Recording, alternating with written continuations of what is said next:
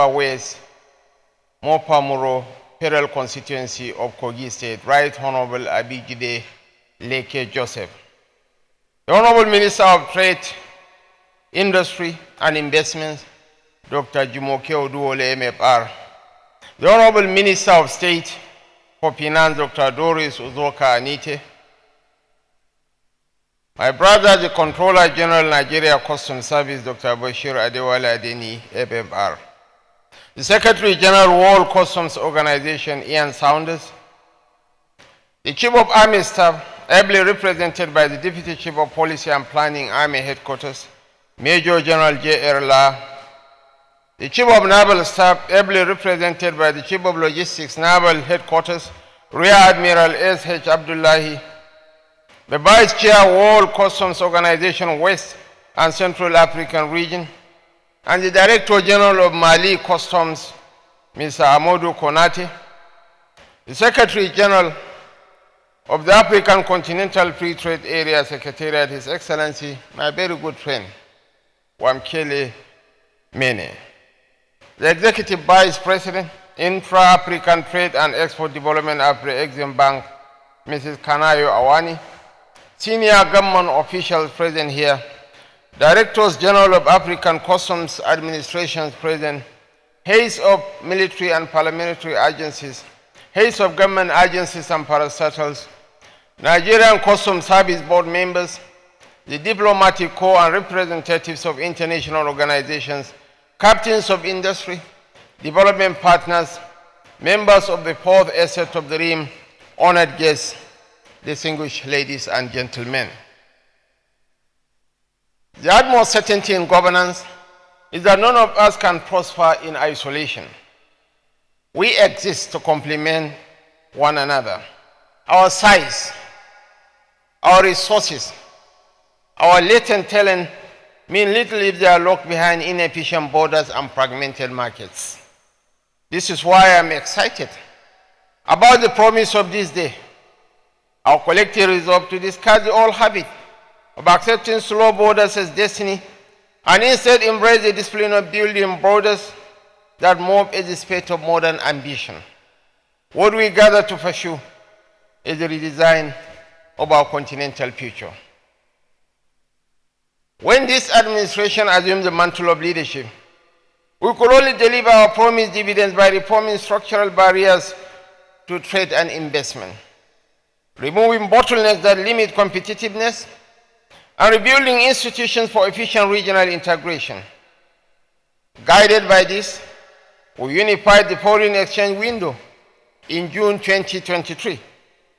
We removed fuel subsidies to direct resources to critical infrastructure. We modernized port operations with 24-hour clearance. We adopted the Pan-African payment and settlement system to boost intra-African trade, and we prioritize non-oil export growth across key sectors. These reforms reinforce one another, creating a coherent foundation for stronger continental commerce and competitiveness. Each decision was a step towards a Nigeria that trades with confidence and an Africa that negotiates from a position of strength. We believe that our institutions have been deliberately aligned into a unified trade enablement architecture, dismantling the traditional silos that once separated agencies. The Nigerian Customs Service now advances digital clearance systems and risk-based inspections. The Nigerian Ports Authority drives port efficiency. The central bank enables local currency settlements through PAPs. The standard organization harmonizes product standards with continental frameworks. Nigerian Export Promoting Commission and Nexim Bank strengthen export readiness and provide targeted financing. This coordinated, integrated institutional approach is essential for successful continental integration. For no single agency can deliver the scale of reform required for Africa's prosperity. Your Excellencies, distinguished ladies and gentlemen, central to Nigeria's continental trade strategy is the national single window, a transformative digital platform whose phase 1 goes live in March 2026 with full rollout by December 2026. It will allow businesses to submit import and export information once through a unified portal, automate interagency data sharing and real-time processing, apply risk-based compliance to speed up clearance for legitimate traders, and out cargo clearance time from 21 days to under 7. These will certainly significantly boost port productivity. Fully aligned with the AFCTA digital frameworks, the National Single Window positions Nigeria as a continental standard bearer for customs, digitalization, and seamless inter-African commerce. We believe that fragmented markets cannot achieve industrial scale, negotiate effectively with global powers, or withstand external shocks. Integration, however, enables large-scale industrialization, collective bargaining strength, and resilient supply chains. Nigeria approaches this responsibility with practical systems and infrastructure, not rhetoric. The strength of a continental market cannot be declared. It must be engineered. Africa has already taken the hardest step by agreeing on integration through AFCTA. The critical task now is execution. Success will be judged not by communiques, but by real outcomes. Shorter border crossing times, reliable local currency settlements, and efficient movement of goods across borders and ports. Our vision must translate from conference halls to the daily experiences of traders, manufacturers, logistic operators, and farmers. Nigeria remains firmly committed, structurally and operationally, to building an Africa that trades by design, where integration is practical, measurable, and effective. Our ambition is simple: a continent where borders facilitate opportunities rather than inhibit them. Let me commend the organizations of the Customs Pact, the Nigeria Customs Service, AFCFTA, African Bank, and WCO for this historic gathering. To the Comptroller General and the Nigeria Customs Service, your work on customs modernization, the National Single Window, and AFCFTA commitments reflect the practical, systems-driven approach our continent requires. And to all our participating heads of custom administrations, Africa is watching. History will judge us by execution, by how our borders function, how our systems operate, and how our trade flows. Let us commit fully to excellence in implementation. It is my singular honor and privilege to cherish forever, to declare this function open on behalf of my boss, President Bola Ahmed Tinubu, President and Commander-in-Chief of the Armed Forces of the Federal Republic of Nigeria. I thank you most sincerely. Thank you. Thank you so much, Your Excellency, the Vice President. Your Excellency, if I could ask. We have been to those gatherings. This is going to be different. And I tell you why. We are not here to deliver speeches at each other. We are here because we have reached a point where customs administrations across Africa need to stop being spectators in the AFCFTA story and start being co-authors. I welcome you all to the first Customs Partnerships for African Cooperation in Trade, CPACT for short, because life itself is too short for long acronyms. Think of this as less of a conference and more of a working conversation about what it will actually take to make AFCFTA work in practice, not just to look good on paper. The idea for this event didn't emerge from a conference room or a policy paper. It came from real observations and real conversations. Last year in Kigali at the Biafra conference, and again in Cairo earlier this year, I find myself making the same point to the Secretary General of AFCFTA. And that is the point that we need to stir the consciousness around the role of customs in the AFCFTA ecosystem. The agreement is ambitious and necessary, but without customs administrations that are equipped, coordinated, and actively engaged, we will be building a house without a foundation.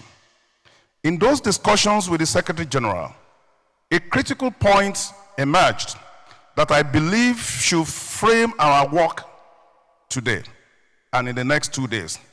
And that is the fact that customs all over the world are the custodians of trade data. We hold the most granular real-time information on what is actually moving across our borders, what is being traded, where it is going, what the values are. This data, when properly harnessed and shared, becomes essential intelligence for driving continental trade objectives. The SG was very emphatic about this in some few days when we met. If AFCFTA is to succeed, customs must leverage our unique position as data custodians to better serve the continental agenda. These conversations were not one-sided. We have also been engaging the WCO Secretariat on how best to equip customs on the continent to take up our responsibility in promoting AFCFTA. From those exchanges, a consistent theme has emerged. One that I believe is fundamental to our success, and that is the imperative of regional ownership and collective discipline in our approach to AFCFTA implementation. What we do with these continental agreements cannot be driven from outside our continent. It must be anchored in African realities, led by African institutions, and sustained by African commitments. More recently, during discussions with Afreximbank, particularly in my last engagement with the Vice President in Cairo, this conversation has centered on something equally crucial, and that is the need for more institutional integration of resources and systems that complement each other in advancing AFCTA. We cannot continue to work in silos. Our trade finance mechanisms, customs procedures, payment systems, and regulatory frameworks need to speak to one another. That integration is what will lead and translate to policy ambition into operational reality. What became clear from all our discussions is that we do need a platform, a practical forum where we could assess where we are, share what is working, and honestly confront what is not. And I should say, bringing this vision to life hasn't been a small feat. I want to acknowledge the tireless efforts of the organizing teams from Customs, the Secretariat of AFCFTA, and Afreximbank, who worked through the past 16 weeks, every week, to ensure that the necessary concessions were reached and that we could stand here today with a program worthy of our time and attention.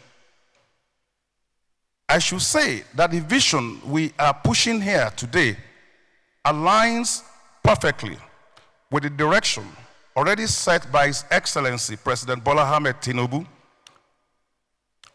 Mr. President has been very clear about his commitment to improving trade nationally through trade-friendly policies, with growing intra-African trade at the center of his strategic thinking. That presidential vision gives this gathering added significance and underscores Nigeria's determination to be at the forefront of continental integration. And of course, we are beginning to see tangible evidence that this approach is working. And let me just give you some numbers about that. In the first half of 2025, Nigeria's trade with other African countries reached an all-time high of 4.82 trillion, which is an increase of more than 600 billion naira compared with the previous year. This is a clear signal of strengthening regional trade momentum. Within West Africa specifically, Nigeria's export to ECOWAS countries have climbed significantly, reflecting our growing role as a hub for intra-continental trade and value chain. And as we deepen our partnerships across African markets, as we embrace customs and logistic modernizations and implement the AFCFTA framework more deliberately, we will be turning these gains into broader regional prosperity. And because this is the first time we are doing this, we have kept our expectations very modest. We weren't sure what the response was going to be. So I must say that I'm genuinely encouraged and I'm pleasantly surprised by what we are seeing. A total of 464 confirmed participants representing 28 countries, including 26 African nations. We have 12 senior customs officials in the room, directors, generals, and commissioners, colleagues, leading some of the continent's most important trade gateways. We have 16 diplomatic representatives present, including 5 ambassadors and several high commissioners, representing embassies and missions across Africa. And from the private sector, the people whose businesses depend on efficient custom processes, we saw some of them earlier today. We have an impressive showing of 53 CEOs and 19 managing directors. And that's over 70 senior business leaders who have committed their time to making AFCFTA work in practice. And here is what really tells us about this matter. Nearly a third of our private sector participants are CEOs and managing directors. These are people whose time is literally money, and 72 of them clear their calendars to be here. And that's not curiosity, that is conviction. We also have bankers in the room from institutions, financial institutions on the continent. Banks don't send teams to custom conferences unless they see the trade finance opportunities. This is money following policy, which means the market believes we are onto something very real. The numbers tell an interesting story. Out of the numbers I mentioned before, 210 of them are from the public sector, and a whopping 175 from the private companies, and 40 from NGOs, 14 from state-owned enterprises, and then a lot of my colleagues from the media. And in terms of regional representations, we also have delegates from all the regions in Africa. So I therefore urge you and let you know that people don't make that kind of journey for a conference that they are lukewarm about. And here is what excites me more. All the 5 African regions that we have are represented. And this is genuinely very, very continental, from Cairo to Cape Town, from Dakar to Dar es Salaam. Certain countries show up together. You know something bigger than regional trade blocks is happening right here in Abuja. Would we have loved to see bigger numbers and more balanced regional representation? Of course, but I'm satisfied that the engagement efforts from the organizing team, the customs, the AFCFTA Secretariat, and Afreximbank were not definitely in vain. What we have here is a solid foundation to build on. So let me be clear about what we are trying to achieve. The top desire, the primary outcome we are seeking from these 3 days is to see customs more actively engaged in AFCFTA implementation, not as passive recipients of trade facilitation frameworks that will determine whether the agreement succeeds or whether it struggles. So specifically, the purpose of Customs Pact 2025 is fourfold. One, we want to establish a strong customs framework that promotes lawful trade, enhances security, and drives sustainable economic growth across Africa. Two, we want to foster genuine dialogue and collaboration among African customs administrations, ministries, private sector stakeholders, and development partners. Third, we want to address key challenges head-on. We heard some of them this morning, including but not limited to trade data deficiencies, fragmented policies, logistic bottlenecks, and weak interagency coordination. And finally, we want to showcase best practices, new technologies, and cross-border cooperation models that are already working in some other places in the continent, which can be scaled up and adapted elsewhere. Over the next 3 days, inshallah, you will participate in panel discussions, presentation sessions, and conversations with economic operators. Some of what you will hear will be encouraging. Some of them will be challenging. All of them will be very necessary. We have designed this conference not to congratulate ourselves, but to learn from each other and live with the concrete ideas about what needed to be done. As I conclude, I must thank His Excellency, President Bola Ahmed Tinubu, for honoring us with his presence and for his powerful endorsement and continued support for this initiative. I also want to thank my fellow heads of customs administrations for making the journey to Abuja. The first mention of this was at our regional meeting in Kinshasa, and I'm happy that the idea has gained traction and support of all of you. I also want to thank our Secretary General, Ian Saunders of the World Customs Organization. I know how hectic your schedule has been in the last few days, and we really appreciate you for your presence. The Secretary General of the African Continental Free Trade Agreement, thank you so much for your commitment to this idea. We really appreciate your presence. We also thank the Executive Vice President of Afrexim Bank coming to Nigeria within a short notice, and all of you for the partnerships in bringing this event to life. And I want to thank the private sector representatives who are here. Your perspectives are essential to everything we are going to be accomplishing. This is the beginning of something very, very important. I urge all of you, let's make it count. Thank you for your attention.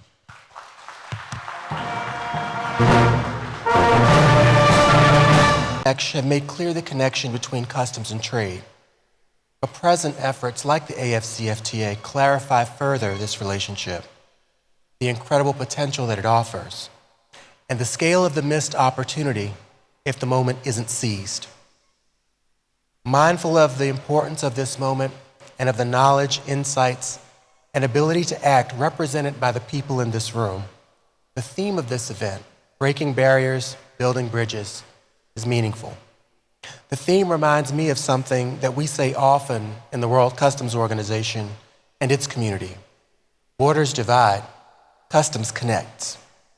The goals implicit in the theme and the combination of participants gathered in this room very much align with the WCO's vision of bringing customs together for a safer, more prosperous, and sustainable world, of which a dynamic Africa is a critical part.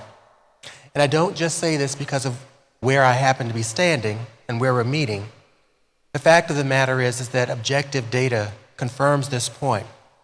The African Development Bank Group's African Outlook for 2025 indicates economic growth in Africa is expected to rise to 3.9% this year, with a projection of 4% next year. On the continent, 21 countries will achieve growth exceeding 5% this year, and anticipated growth rates for Africa will exceed the average for most parts of the world. There's good news on the continent. But these near-term economic prospects are the result of a confluence of factors. But they have potential that is magnified by the AFCFTA enterprise, which could increase exports significantly, as well as increase the continent's revenues. But cross-border transactions, be they exports or imports, or transit transactions, and revenues are at the core of customs responsibility. And it's for this reason that the WCO is here standing with you, to support the future state very much relies on the ability to manage volumes of trade, access to markets, and predictability for businesses, things that customs manages every day at borders in every corner of the globe. The WCO's reason for being is to provide leadership on customs matters by developing standards and building capacity to support their implementation, so that we create a trade environment that facilitates legitimate trade, ensures appropriate revenue collection, and protects society. The agenda of CPAC embraces much of the same, focusing on trade facilitation and the elimination of non-tariff barriers in the African context, a context shaped by your AFCFTA commitments on one end of the spectrum, and on an important set of challenges on the other side of the spectrum, like transportation infrastructure, overland movement costs, and a higher than average reliance on efficient transit procedures. In the agenda of this conference lies the potential to do better. Not so much because every challenge can be solved here at this conference, but because one very important one certainly can. Establishing a strong connection between the vision of trade policy on the continent and the leaders responsible for the cross-border practicalities that make much of it happen. I think of this as an opportunity for the trade architects and the trade builders to come together. From my own experience, I'm grateful for the Directors General of Customs of Africa, for their administration's strong and long-standing engagement in the WCO, for their efforts to incorporate global standards into their operations, and for understanding the positive economic and social conditions that well-functioning customs administrations can make possible. And I believe it's this recognition and this drive that can enrich the CPAC initiative. I'm also grateful to the political and policy leaders that have opened this space for this dialogue and for ensuring a place for the WCO as a committed multilateral partner, which has the tools and the technical guidance that directly speak to the disciplines that enhance customs operations. We've been deeply engaged in a number of capacity building activities on the continent focused on the customs discipline supportive of the AFCFTA. And we've worked with the AFCFTA Secretariat for a number of years, supporting customs administrations in implementing the requirements of the Free Trade Agreement, including through the use of WCO tools and instruments. While much work has been done, there remains much more to do. Continuing to advance concepts into action via assistance will be an important part.